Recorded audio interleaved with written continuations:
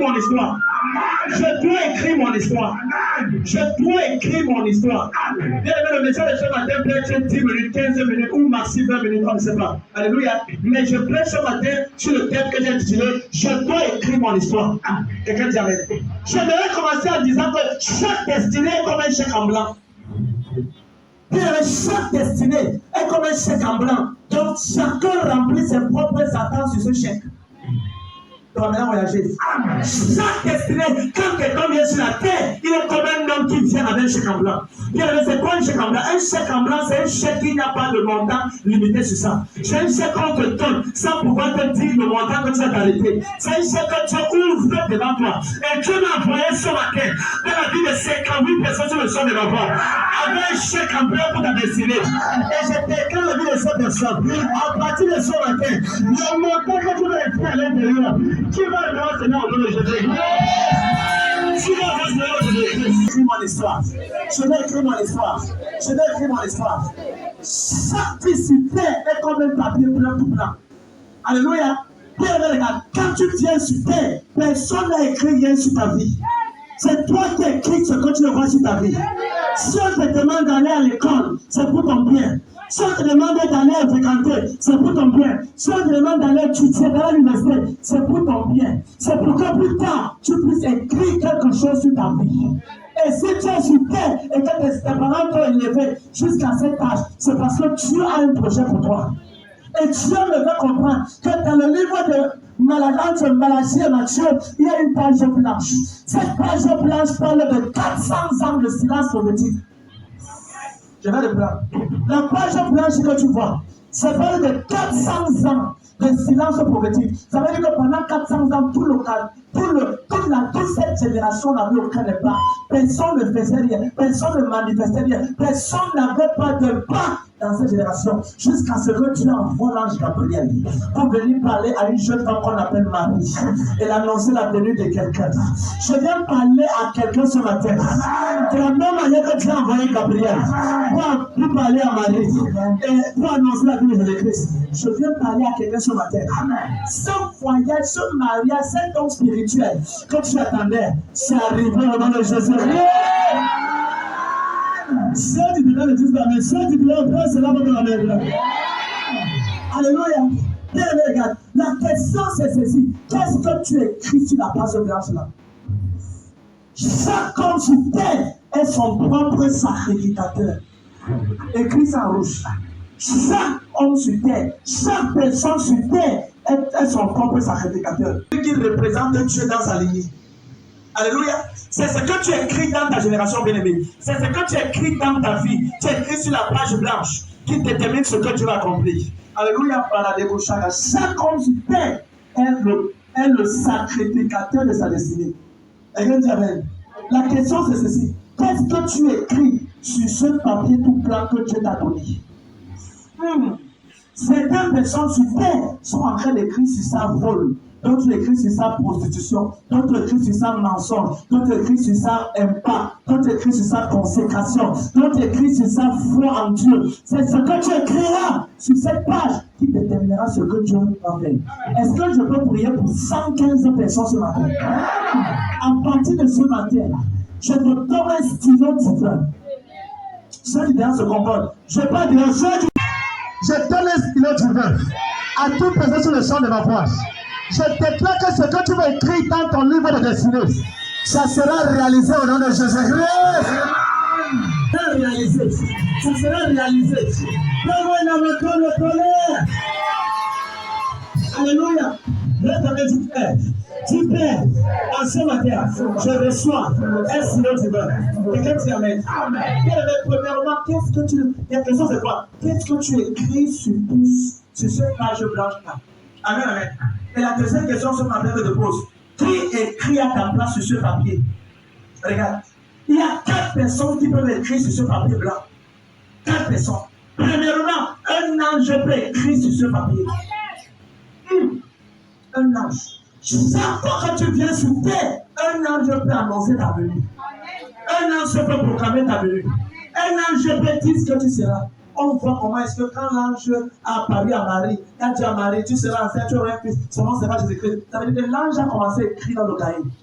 Alléluia. On va plus loin. Quand on rentre chez le père de Samson, chez Manoir, le père de Samson a vu l'ange de Dieu et sa mère. Et l'ange a dit, hey, madame, tu seras enceinte, tu auras un fils. L'ange avait déjà écrit dans la vie de Samson.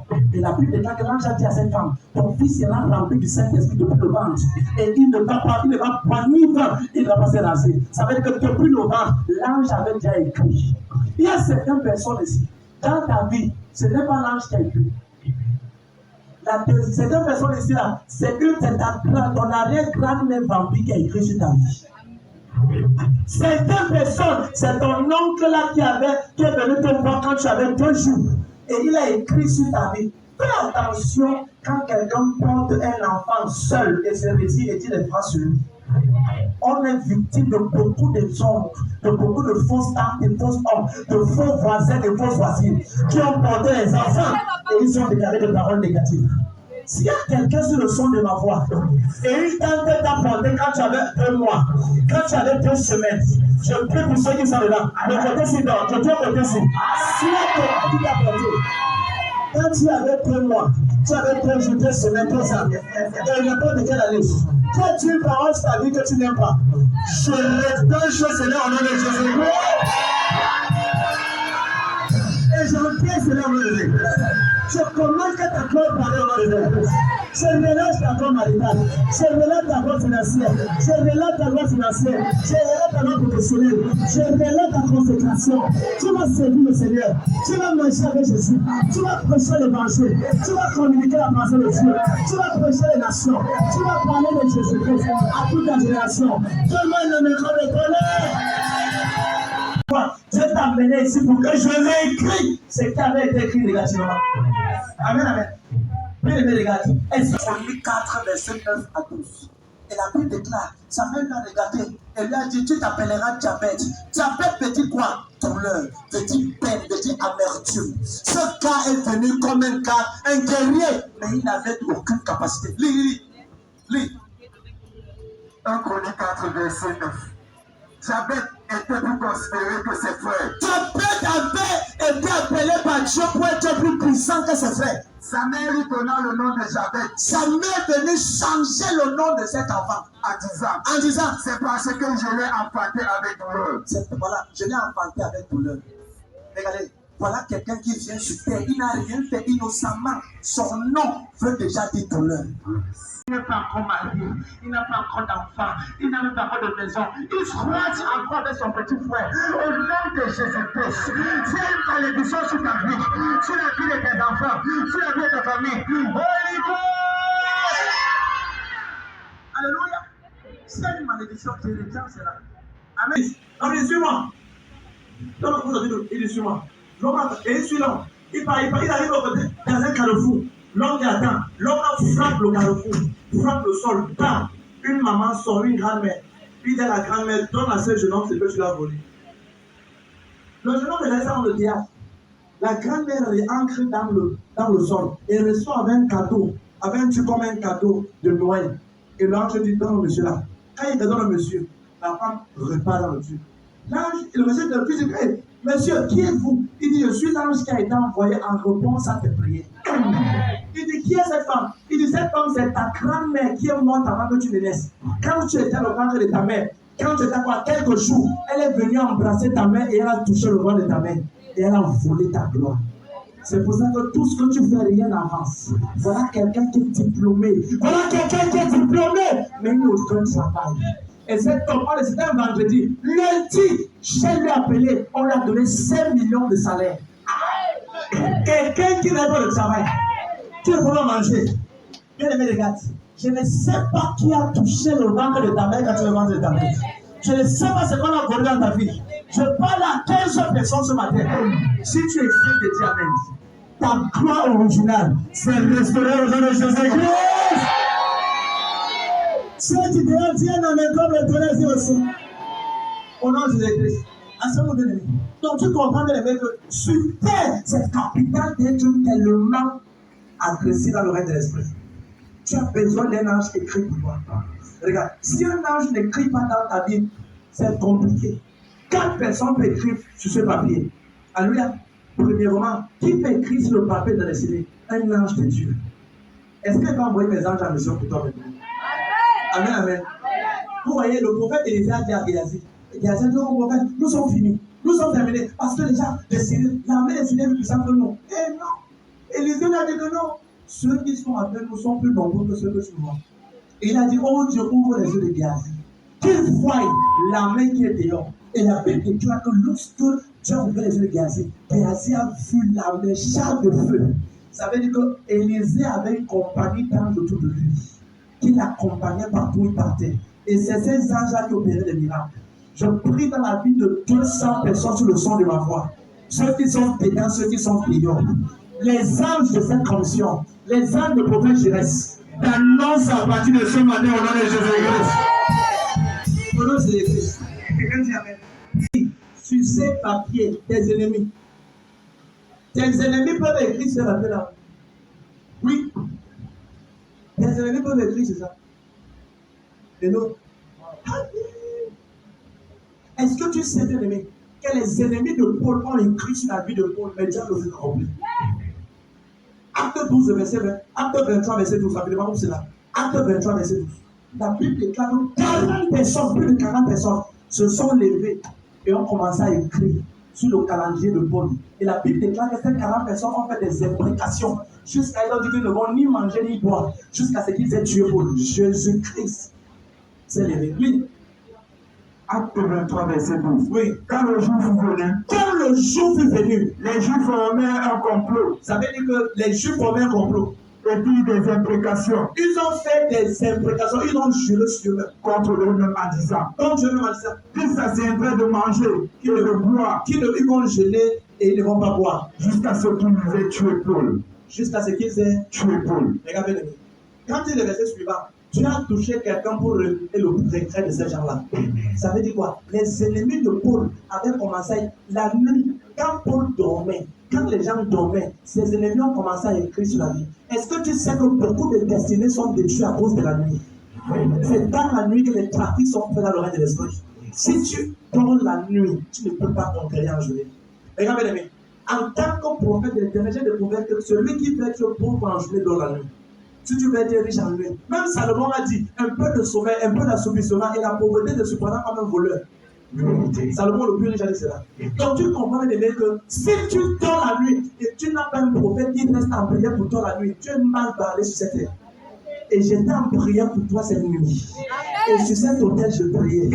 Et je priais pour toi. Et je viens parler à ta vie. Tout complot qu'on a fait sur ta vie, sur la vie de prophète Jérès, dans la commission humaine, dans la vie de mes enfants, spirituels et biologiques, dans la vie de mon épouse, dans la vie de tout ce que j'aime, je déclare ces complots ne porteront jamais de fruits de Jésus. Ces complots ne porteront jamais de fruits. Dans ta vie, c'est propre réussite. Tu peux parler n'importe où, mais tu auras la victoire. Si tu dis avec toi, tu es sage. Alléluia. Pendant toute la nuit, plus de 40 personnes. Ne dis pas que non, comme je. Oh, est-ce que moi j'ai des problèmes à dire? Je suis moi calme, je suis moi simple. Bien aimé, dans ce monde ici, si tu es simple ou tu es comment, les gens vont te chercher des problèmes. Alléluia. Souvent, tu ne sais pas jusqu'où est-ce que les gens vont avec ta photo. Alléluia. Et les gens me disent, tu ne sais pas jusqu'où ils vont. Certaines personnes qui vivent avec toi en journée, c'est eux qui prennent ton cas et amènent ça dans la prière. Et donc, c'est la raison pour laquelle ce matin, on doit mettre feu à cela. Tout mauvais agent de Satan à côté de nous. Tout agent de l'ennemi à côté de nous. Certaines personnes ont les dents blanches, mais les cœurs sont noirs. Mais les dents blanches ne veut pas dire le cœur blanc. Tu peux avoir un meilleur collègue et dire, moi je suis content, hein. On va prier pour la promotion, mais quand il part, c'est lui qui prie au Seigneur. Dès que l'homme, s'il a, on le chasse du travail. N'as-tu pas encore vu certains camarades que tu es avec elle, tu ne parles de ton mariage, mais le jour de ton mariage, elle va prendre une histoire qui a ni tête ni queue. Et elle commence à dire à ton fiancé. Et l'unique fiancé qui devait te poser, c'est lui qui te dit. Cette femme s'est entrée pour la prière. Et quand elle est entrée subitement, bam, tu as révélé. Et madame, vous êtes supposé qu'en France, elle a commencé à pleurer. Et quand elle pleurait, elle allait voir un jeune prophète comme celui-ci. Alléluia. Et ce prophète, il a dit, tu es supposé qu'en France. Elle pleurait. Il dit, mais tu vas au Cameroun. Elle dit, mon pauvre frère, excusez-moi, je ne comprends pas ma vie. La femme a lui dit, je peux vous dire, j'ai été mariée, mais je me suis réveillé le matin, mon mari avait disparu. Il dit quoi? Il dit, ma meilleure amie qui arrêtait maman le mari, qui dansait avec moi. Moi, on chantait tout là. Quand on parlait de des bateaux, on parlait encore. C'est là qui j'étais juste devant. Quand mon fiancé est venu au pays, elle me demandait toujours, ton mari, il aime quoi? Il aime porter quoi? Il aime manger quoi? Il aime aller où? J'ai dit l'autre jour, si quelqu'un si tes camarades te posent trop les questions sur ton mari, m'appelle là et commence à la mettre de côté. Je sens qu'il faut que je parte dehors. J'ai dit aux gens de dehors que si quelqu'un commence à trop sur ton fiancé, cette personne a un double visage. Et là, et je suis venu dire que les projets de cette personne ne vont jamais porter de fruits. Au nom de Jésus-Christ. Donc tu comprends bien les mecs que c'est capital. Et là, quelqu'un comprend ici là. Si comment te dire, vraiment, il aime manger quoi, il aime porter quoi. Je te dis que la jeune femme là s'est mariée. Et le jour des noces, elle part à l'hôtel. Et quand elle arrive à l'hôtel, elle doit chérie, il y a un programme chérie partout. Alors, elle dit que ma soeur, elle est partie à la boulangerie chez elle pour manger. On attend 2 heures, 2 jours, 2 mois, 4 mois. Elle est toujours là, elle est toujours partie. 6 mois étaient passés quand elle va la prière. Et quand on prie pour elle, là où le mari est, ses yeux s'ouvrent. Et elle, il appelle. Elle dit, chérie, tu es où? Je suis où? Elle dit, je suis au Cameroun où tu m'as laissé. Il dit, il est en France. Il dit, qu'est-ce qui s'est passé? La camarade de cette femme a jamais pris le mari de cette femme. Je vais prier pour toi ce matin. Tout charme mystique et toute incantation occulte qu'on a eu à faire sur toi, sur tes finances, sur ton travail, sur ton marché, sur tout ce que tu fais, sur tes études, j'entends et je déclare, ça pèse sa puissance au nom de Jésus. Ça pèse sa puissance sur ta vie, sur tes enfants, sur ton mari, sur tes affaires, sur tes finances, sur ce que tu touches. Si tu tiens avec toi, tu saches. Amen, amen. Ton Dieu refuse que tes adversaires écoutent des choses. Quand ils parlent, dans certaines familles, certains ennemis de la famille ont entendu toute la famille. Il y a certains hommes qui ont entendu toute la famille. Le moment où toute la famille ont entendu. Et donc, je vous ai dit, j'aime parler mon histoire. Parce que quand on va parler, j'aime parler mon histoire. Je viens d'une famille où personne ne se marie. Quand je dis personne, c'est personne. Quand je dis personne, c'est père. Père. Bien aimé, Dieu m'avait fait comprendre que certains ennemis de mes parents et de ma famille avaient écrit une lettre dans l'oreille de l'esprit. Qu'aucun parent de cet homme, aucun enfant de cet homme et de cette femme ne pourra se marier. Et j'étais en prière un jour. Et Dieu m'a dit, va là où tu as grandi. C'est un dommage. Quand chaque fois que je parle ça, Dieu est en train de répliquer le même témoin pour libérer quelqu'un. Et je pars dans cette maison, je commence à prier. Dieu m'a dit, va là où tu as grandi. Prie là-bas. Et quand je pars là-bas, je commence à prier un vendredi. Je prie jusqu'au matin. Et puis de range. Quelques jours après, Dieu me donne une vision et me ramène dans la maison de mon père où j'avais fait la prière. Et pendant que j'ai regardé cela, j'ai vu un homme sorti du sol. Il avait fait de 4 à 5 mètres de hauteur. Avec une gigantissimement géant. Avec un barbe.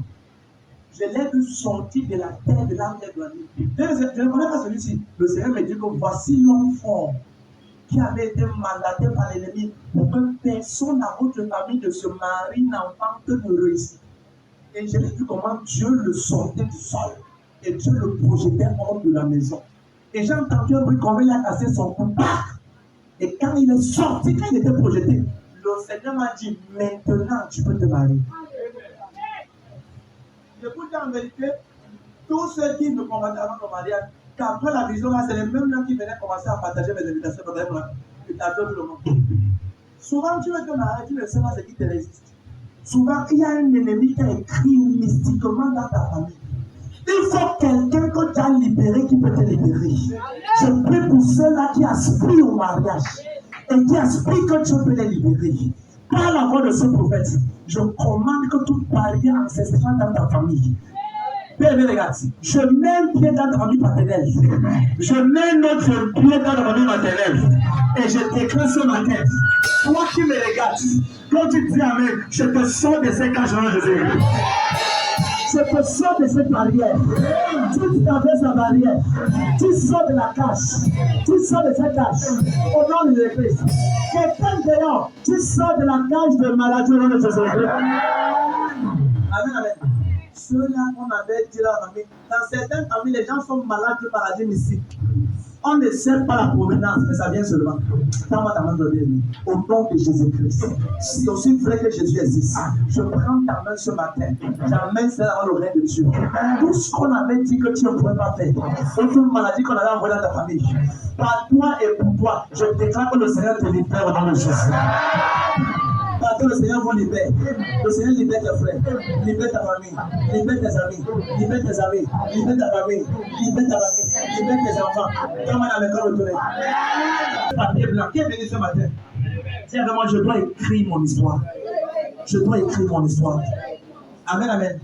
Car c'est vraiment qui peut, troisièmement, qui peut écrire ce papier? Toi-même. Bien, mais tu peux écrire ce papier. Toi-même, tu peux écrire cela. Troisièmement, tu toi-même. Regarde, chaque fois que tu déclares quelque chose, sache que tu es en train d'écrire sur le calendrier, le cahier de ta vie.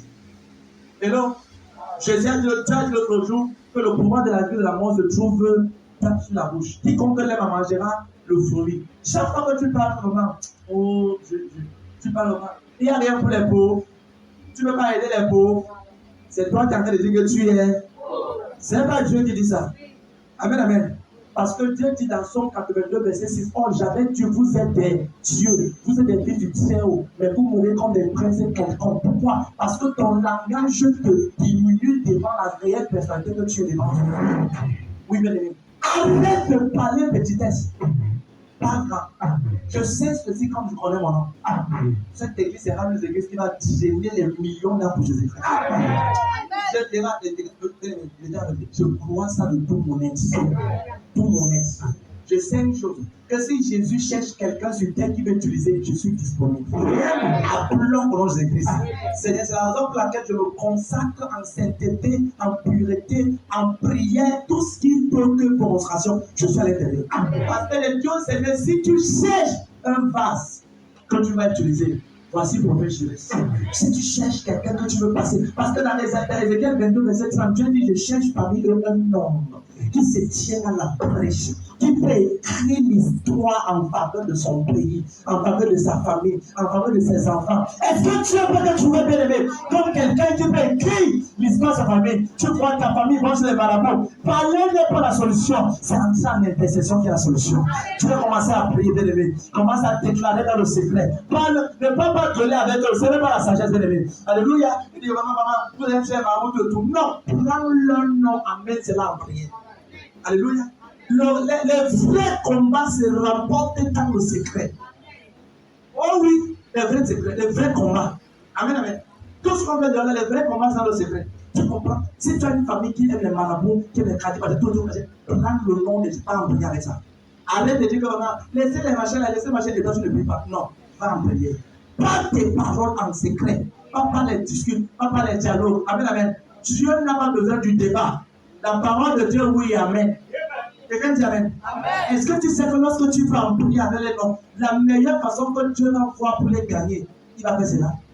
Est-ce que tu sais que certaines personnes de ta famille ne vont jamais croire jusqu'à ce que tu aies 2 voitures?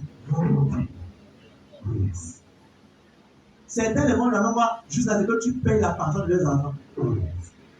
Tout ça, ce n'est pas le bavardage. Il faut le concret.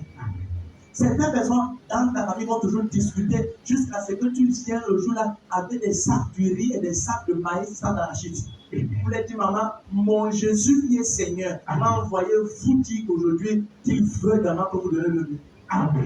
Et quand tu ouvres la main arrière, elle voit 2 sacs de riz, 2 sacs de spaghetti, 2 cartons de poisson, elle voit les 10 poulets. Amen, amen. À la fin, elle va te dire que, papa, mon père, papa, c'est que tu veux te paix. L'église a sa où là? Amen. Tu n'auras pas parlé. les évidences auront à parler. Mais tout ça, ça se travaille en secret. Toi-même, toi-même là, tu peux réellement écrire sur ta famille. Dès ce matin, commence à écrire. Si ton père aime les marabouts, laisse le bavardage, va en prière. Si ta mère aime les marabouts, laisse le bavardage, va en prière. Si elle ne vient pas, elle va venir va en prière. Écris sur ta famille ce que tu veux voir sur ta famille. Dans chaque famille, il y a un livre blanc. Il y a une page vierge, il y a une page blanche, il y a une page qu'on a fait écrire.